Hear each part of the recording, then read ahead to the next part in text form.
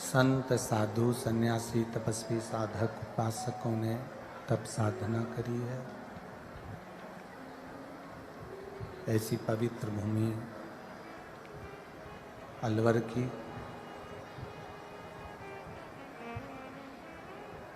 जिस भूमि पर बैठकर जिस भूमि पर रहकर तपस्वी तप करें, साधक साधना करें, उपासना करें, ऐसी पवित्र भूमि पर बैठकर आप और हमको शिव महापुराण की कथा श्रवण करने का सौभाग्य प्राप्त हुआ है। सभी में भगवान की भक्ति करना,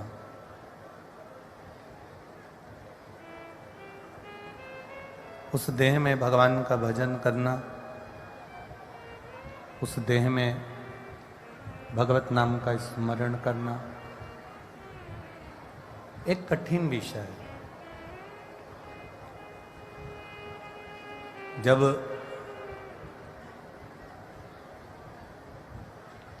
भगवान की अविरल भक्ति को हम पाने का प्रयास करते हैं, जब भगवान की अविरल भक्ति को प्राप्त करने का हम प्रयास करते हैं, तब कहीं ना कहीं किसी न किसी रूप में उसके करीब तक पहुँचते पहुँचते हम उसके मार्ग से हट जाते हैं। एक बात पहले कथा में कही है, आज अलवर की इस पावन धरा पर भी कहेंगे। एक गुरु ने अपने दो चेलों से कहा कि मुझे पानी पीना है और कुआं खोदो, बावड़ी खोदो और कुआं खोद के पानी निकालो, मुझे पीना है।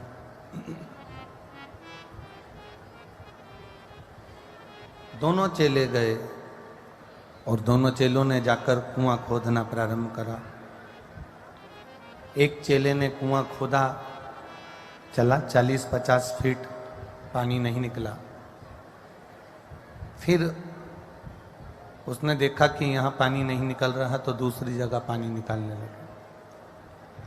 दूसरी जगह कुआं खोदकर पानी निकालने लगे, वहाँ पर भी पानी नहीं निकला। तब तीसरी जगह कुआं खोदा और पानी निकालने का प्रयास। 3-4 कुएं 40-40, 50-50 फीट के 40-40, 50-50 फीट के खोदना प्रारंभ करे, पर पानी नहीं निकलता। अब एक चेले ने तो यहाँ भी कुआं खोद लिया, वहाँ भी कुआं खोद लिया, वहाँ भी कुआं खोद लिया, 4-5 जगह कुएं खोदे पर पानी नहीं निकला।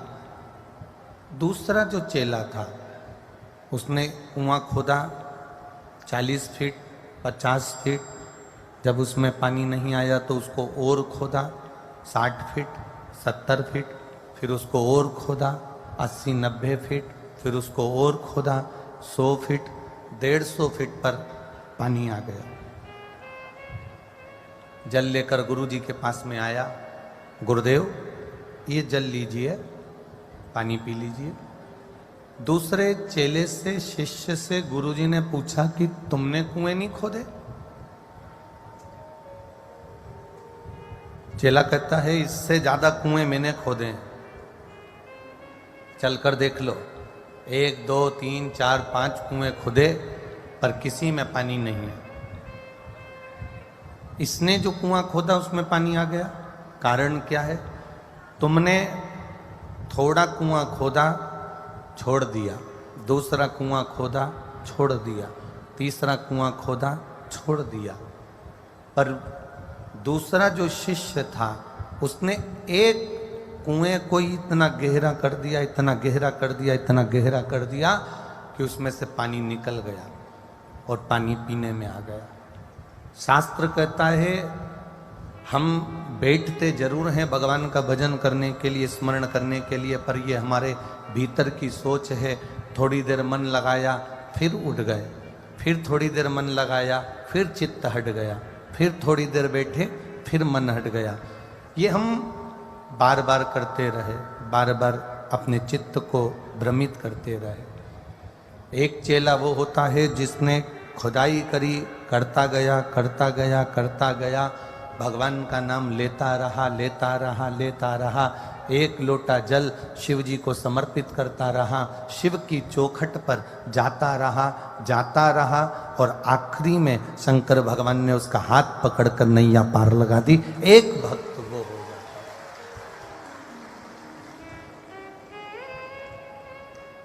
एक आस के साथ, एक विश्वास के साथ, एक भरोसे के साथ, एक दृढ़ता के साथ में, एक विश्वास के साथ में आप जितना भगवान का भजन करोगे, भगवान आपके सम्मुख में प्रकट होगा। बस डिग जाता है, फिर परमात्मा के मिलने में बहुत देरी हो जाती है। कितनी एक भगवान शंकर का एक अवतार है लकुलेश अवतार। क्या नाम है शिव जी के अवतार का?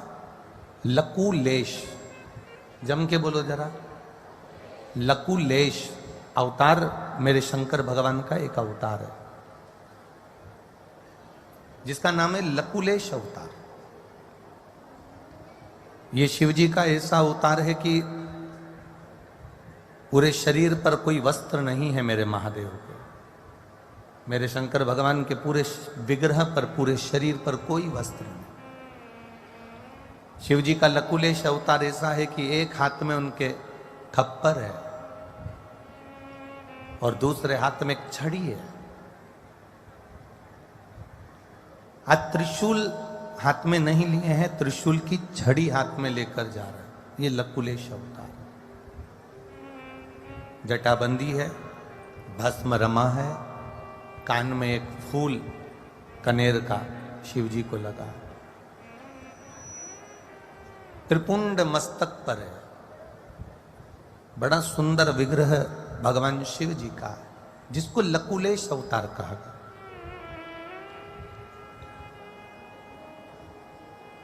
यह अवतार भगवान शिव ने कब लिया?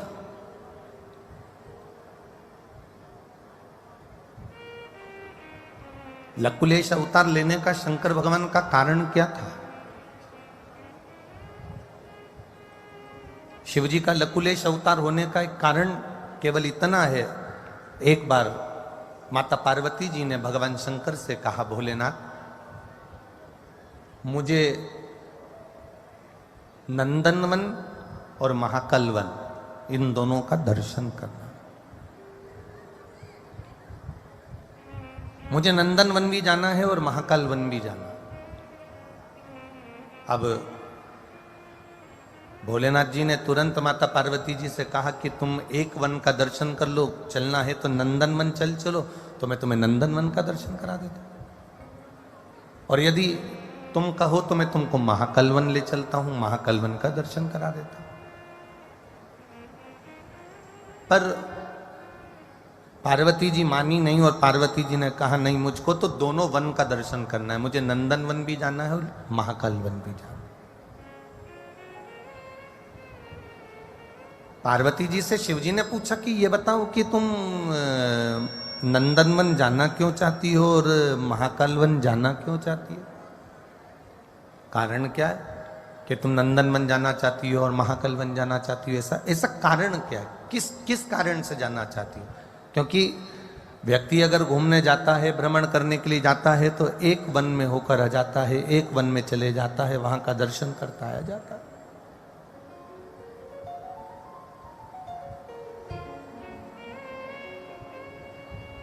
ऐसा कारण क्या है कि तुम नंदनवन भी जाना चाहती हो और महाकाल वन भी जाना चाहती हो? पार्वती जी ने भोलेनाथ जी से कुछ नहीं कहा, केवल इतना कहा कि मुझे तो आपके भक्तों के दर्शन करना है।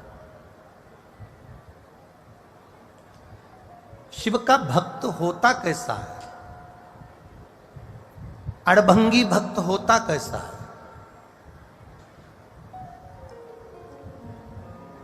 पूरी दुनिया के भागवत में आप जाइएगा, राम कथा में आप जाइएगा, गीता जी की कथा में आप जाइएगा, सारी दुनिया की जितनी कथाएं होती हैं उसमें आप दर्शन करने जाइएगा।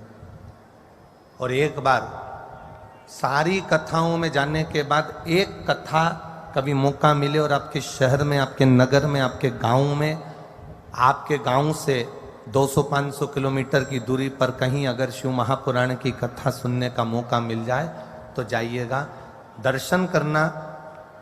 भागवत के जो भक्त हैं, श्रोता हैं, राम कथा के जो श्रोता हैं, गीता जी के जो श्रोता हैं और शिव महापुराण के जो श्रोता हैं, इनका दर्शन करना, इन भक्तों का दर्शन करना कि इनके दर्शन का क्या फल है।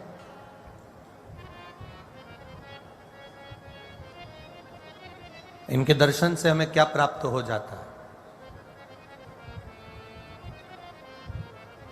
शिव के जो श्रोता हैं, शंकर भगवान के जो अड़भंगी भक्त हैं, शिव जी के जो भक्त हैं, अड़भंगा भक्त है शंकर का। जहां उसको मौका मिलता है वहां बैठकर कथा सुनता है, जहां मिल जाए वहां पहुंच जाता है। जितनी उसकी खाने की लालसता नहीं होती, जितनी उसकी लेने की ललकता नहीं होती, उससे दुगना शंकर का भक्त लुटाना जानता है, देना जानता है। ये अड़भंगा भक्त कहा गया। अलवर में जितनी कथा हुई हो उसका अंदाजा लगाइएगा।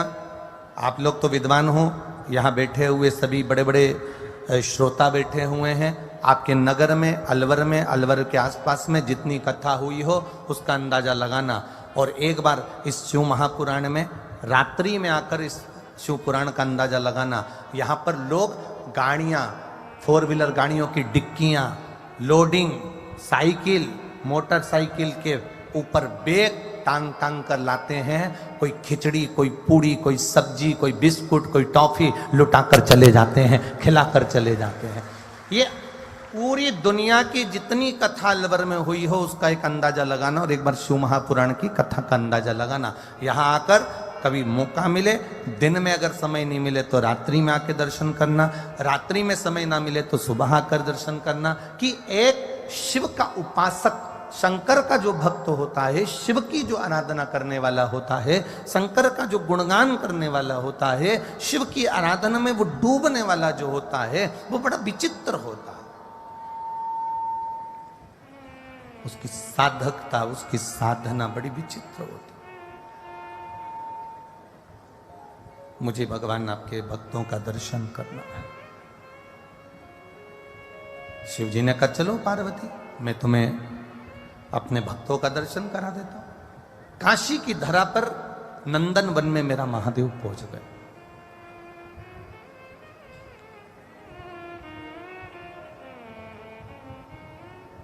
और काशी की धरा पर नंदन वन में जब मेरे महादेव पहुंचे तो क्या देखते हैं कि एक साधारण से साधारण, गरीब से गरीब, साधारण से साधारण व्यक्ति नंदन वन में बैठा बड़ी प्रसन्नता से जिंदगी जी रहा, बड़ी प्रसन्नता। पार्वती जी ने शिव जी से प्रश्न किया कि ये बताओ कि इसके घर में कुछ भी नहीं है, ना इसके घर में बर्तन है, ना इसके घर में भोजन है, ना इसके घर में वस्त्र है, ना इसके घर में आभूषण है, इसके बाद भी इसके चेहरे पर प्रसन्नता क्यों है? इसके चेहरे पर स्माइल क्यों है? इसके चेहरे पर मुस्कान क्यों है? शंकर भगवान ने पार्वती जी से कहा मुझसे पूछने से अच्छा है कि ये जो नंदनवन में रह रहा है इससे जाकर पूछ लो कि तुम्हारे चेहरे पर प्रसन्नता क्यों है, तुम मुस्कुरा क्यों रहे हो, तुम हंस क्यों रहे हो, तुम प्रसन्न क्यों हो, तुम्हारे चेहरे पर स्माइल क्यों है, तुम खुश क्यों दिख रहे हो? तुम मुझसे पूछ रही हो, उससे अच्छा है भक्त से पूछो। पार्वती मैया उसी समय उस भक्त के पास गई और भक्त से जाकर पूछा कि एक बात बताओ कि तुम इतने खुश कैसे रह रहे हो? ना तो तुम्हारे पास में भोजन है, ना तुम्हारे पास में वस्त्र है, ना तुम्हारे पास में आभूषण है, तुम दुखी हो, इसके बाद भी तुम खुश दिख रहे हो। उस भक्त ने माता पार्वती जी को देखा, स्त्री का रूप धारण कर कर, एक ब्राह्मणी का रूप धरकर माता पार्वती जी पहुंची थी। तो उसने माता पार्वती के चरणों को नमन करा, प्रणाम करा। स्त्री एक ब्राह्मण की नारी का रूप रख कर गई, इसलिए उसको प्रणाम किया है। हमारा सनातन धर्म, हमारे भारत की सभ्यता, हमारे भारत की भूमि, हमारा सनातन धर्म, हमारे शास्त्र, हमारे वेद हमारे सम्मुख में वर्णन करते हैं, नारी कोई भी हो, चाहे तुम्हारे घर की हो चाहे बाहर की हो, नारी तुम्हारी चाहे बेटी हो, भाभी हो, माँ हो, धर्म पत्नी हो, बुआ हो, चाची हो, काकी हो, नानी हो, जो नारी है, शिव महापुराण की कथा कहती है कि नारी का जिंदगी में अगर आपने सम्मान करना सीख लिया तो पूरी दुनिया आपका सम्मान करना चालू कर देती है, जो नारी का सम्मान कर।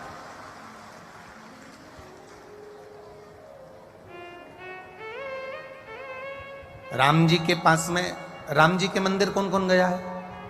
जम के बोलो, गए हो राम जी के मंदिर? सीता जी कहां खड़ी रहती हैं राम जी के? बोलो, वो जम के बोलो, पास में। ब्रह्मा जी के पास ब्रह्माणी बैठी रहती है, इंद्र के पास इंद्राणी बैठी रहती है, गणेश जी के पास रिद्धि सिद्धि बैठी रहती है। सारे देवी देवताओं को निकाल कर देखना, सारे देवताओं की धर्म पत्नी उनके पास में बैठी रहती है। केवल एक देव अधिदेव महादेव का मंदिर एक ऐसा होता है, शंकर का शिवालय एक ऐसा होता है कि शिवलिंग नीचे होता है और पार्वती जी ऊंचे स्थान पर बैठती हैं, क्योंकि शंकर पार्वती का सम्मान देते हैं। पार्वती को शिव जी नीचे नहीं रखते, पार्वती जी को सामने। आप महाकाल मंदिर में दर्शन करने जाओ, सोमनाथ मंदिर में दर्शन करने जाओ, काशी विश्वनाथ का दर्शन करने जाओ, 12 ज्योतिर्लिंग का दर्शन कर कर आना, एक भी ज्योतिर्लिंग में शंकर जी के पास में पार्वती नहीं मिलेगी। शंकर जी से दूर ऊंचे स्थान पर हाथ जोड़कर बैठी हुई पार्वती मिलेगी, क्योंकि मेरे महादेव ने नारी का आदर करा है, सम्मान करा है, सत्कार करा है। जरा सा नारी का अपमान हो गया था, मेरे महादेव जरा सा माता सती कुंड में कूद कर मर गई थी तो शिव को क्रोध आ गया था, और क्रोध आने के कारण भगवान शंकर ने फिर अपनी जटा से वीरभद्र को उत्पन्न कर कर पूरी यज्ञशाला को विध्वंस कर दिया था। जहां नारी का सम्मान है, इसलिए हमारा सनातन धर्म, हमारे भारत की सभ्यता, हमारी संस्कृति, हमारी मर्यादाएं, हमारी सोच, हमारी विचार ये कहते हैं, मेरे भारत का सनातन धर्म और मेरी सभ्यता और मेरी संस्कृति कहती है कि नारी का सम्मान, चाहे वो घर में रह रही हो, बाहर रह रही हो, कोई कैसी भी है, दुनिया के लोग उसको अपशब्द कह दे, दुनिया के लोग ताना दे दें, पर आप अपने मुख से कभी नारी का अपमान ना करो, उसको देना है तो आदर करो। उसी समय पर नंदन वन में उस साधारण गरीब से व्यक्ति ने कह दिया, माँ आप कौन हो? पार्वती जी ने कहा, मैं एक ब्राह्मण की पत्नी हूं, मेरे मन का थोड़ा सा संशय है जिसको मैं मिटाने के लिए यहां आई हूं। क्या संशय है आपका? आपका संशय क्या है? मेरा संशय केवल इतना सा है कि आप इतने दुखी होने के बाद आप खुश कैसे रह लेते हो? आपको इतनी तकलीफ होने के बाद आपके चेहरे पर प्रसन्नता कैसे आ जाती है? आप इतने प्रसन्न भाव में कैसे रह सकते हो? तब उस साधारण से व्यक्ति ने माता को प्रणाम कर कर कहा, माँ देखिए, अगर हम किसी को दुख अपना बता भी देंगे तो माँ क्या मेरा दुख कम हो जाएगा? मेरी माताएं बैठी हैं यहाँ कथा में और मेरे भाई लोग भी बैठे हुए हैं कथा में। मेरी माताएं बैठी हैं, मेरे भाई लोग भी बैठे हैं, मेरी जीजीओन बैठी हैं तो मेरे जीजाउन भी यहाँ कथा में बैठे हैं, बच्चे बैठे हैं, बड़े बैठे हैं। मैं आदर के साथ पूछना चाहूंगा, आपके ऊपर कर्जा हो गया और आपने आपके 4 दोस्तों को बताया कि तुम्हारा कर्जा कम हो जाएगा? जम के बोलो जरा। आपको बीमारी हो गई, रोग आ गया, सिर दुख रहा है, पेट दुख रहा है, लीवर गड़बड़ हो गया, किडनी गड़बड़ हो गई, आपने किसी को बता दिया तो क्या तुम्हारा लीवर किडनी सही हो जाएगा? अपना दुख, अपनी स्थिति हम दूसरे को बताकर क्यों बताएं? उसको बता देंगे तो क्या मेरा दुख कम हो जाएगा? नहीं, नंदन वन में रहने वाला एक साधारण सा, काशी में रहने वाला एक साधारण सा व्यक्ति पार्वती जी से कह रहा है कि मैं यहाँ रह रहा हूँ, मेरे बताने से अगर दुख कम होता तो मैं सारी दुनिया में 50 लोगों को पकड़ करके देता। मेरा पेट दुख रहा है, मेरा पेट दुख रहा है, मेरा पेट दुख रहा है, मेरा पेट दुख रहा है। पेट दुखना बंद हो जाए ना। पेट कब दुखना बंद होगा? जब हम औषधि लेंगे। पेट दुखना कब बंद होगा? जब हम दवाई लेंगे। सिर दुखना कब बंद होगा? जब हम दवाई लेंगे। हाथ दुखना कब बंद होगा? जब हम दवाई लेंगे। उसी तरह उस साधारण व्यक्ति ने कहा, दुनिया को अपना दुख बताकर मेरा दुख जब कम नहीं हो सकता तो मैं भगवान के नाम का भजन करना प्रारंभ कर देता हूं और खुश रहना प्रारंभ कर देता हूं। दुख दूर भाग जाता। जब मैं भगवान के नाम का भजन करता हूं तो मुझसे दुख दूर भागता है। मेरी प्रसन्नता से दुख दूर भागता है। मेरी प्रसन्नता। बहुत बहुत सुंदर बात यहां पर कही है महाराज जी।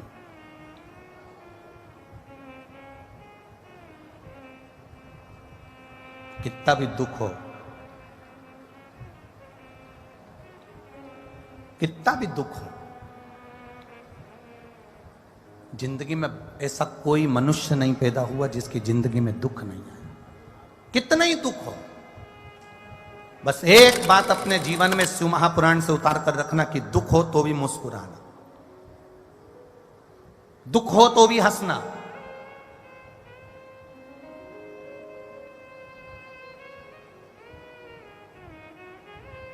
दुनिया के लोग हैं, ताना देने में पीछे नहीं हटेंगे। दुनिया के लोग हैं, ताना दे ही देते हैं। राम जी महाराज ने गिद्धराज जटायु का अंतिम संस्कार करा। बोलो, रामायण सुनी कि नहीं सुनी है? अरे जम के तो बोलो, सुनिए। राम जी ने गिद्धराज जटायु का अंतिम संस्कार करा था कि नहीं करा?